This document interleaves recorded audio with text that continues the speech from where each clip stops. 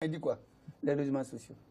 Lorsque j'ai donné les clés à des pères de famille ou à des veuves qui pleuraient pour me remercier, ou si je vais actuellement dans la ville de Bamako, il y a des gens qui m'arrêtent pour me dire, tu sais que tu as fait une bonne chose. J'ai dit quoi? Les logements sociaux là. Ça fait plaisir. Donc si on me dit de classer, je n'arrive pas.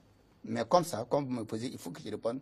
Je pense que la plus grosse fierté que j'ai, c'est l'assurance maladie obligatoire. Parce que moi-même, j'ai ma carte.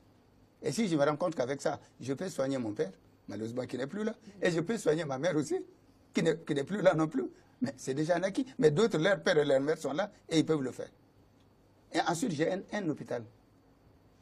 Salif, lorsqu'on faisait mon discours de cinquantenaire, je me suis rendu compte que le Mali de l'indépendance jusqu'en 2010 n'avait jamais construit un hôpital. Contrairement. Mais j'étais surpris. J'ai dit comment? Le type m'a dit, ben, les infrastructures, il n'y a pas un hôpital que le Mali a construit. Le dernier hôpital qui a été construit, ça a été fait chez toi. J'ai dit lequel? L'hôpital de Mopti, Somine Dolo. Et il a été construit en 59-60. J'ai dit quoi? Mais, salut.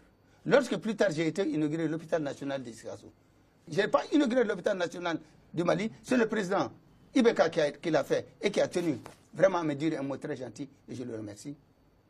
Et lorsque je suis retourné pour aller inaugurer l'hôpital de Yirimadio, et nous avons réhabilité le point G, réhabilité Gabriel Touré, réhabilité Kati. C'est là que je me suis dit, tout compte fait, ceux qui disent qu'on n'a rien fait là, ils se trompent. On n'a pas tout fait, mais on a fait beaucoup quand même. Alors, on a parlé des 60 ans du Mali, oui. Et à l'horizon 2080, ça sera les 60 prochaines années. Comment vous voyez le Mali dans les 60 prochaines années à venir? Salif, nous n'avons pas le choix. C'est à vous, nos enfants, que le Mali reviendra. C'est pour cette raison que j'ai toujours dit quelque chose à certains. J'ai dit, nous ne pouvons pas faire notre Mali et faire le Mali de nos enfants. Le prochain Mali qui va s'engager là, c'est le vôtre. Et vous n'avez pas le droit de faire moins que nous. Vous devez nous battre. Vous êtes plus instruits. Vous êtes mieux préparés. Et vous n'avez pas le choix. Mais moi, j'ai en tout cas un souhait. Je ne maîtrise pas les jeux de Kori pour dire que je vais dire ce qui va se passer au centenaire. Mais je suis convaincu que le Mali a des atouts extrêmement importants.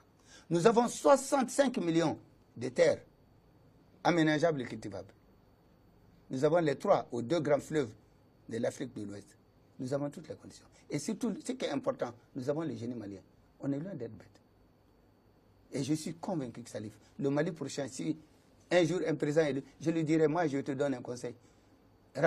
L'or et tout ça, là, c'est très beau. Mais ce qui est le plus important pour nous, là, c'est l'agro-pastoral. Le problème de demain, ça ne sera pas l'or. Ce n'est pas d'être beau. Le problème de demain, c'est manger à sa faim. Et le Mali a les atouts pour ça. Et je suis sûr et certain que vous, qui viendrez, vous n'avez pas d'autre choix que de faire ça. Vous allez l'améliorer. Est-ce que nous serons là pour vous féliciter? Ou nous ne serons pas là?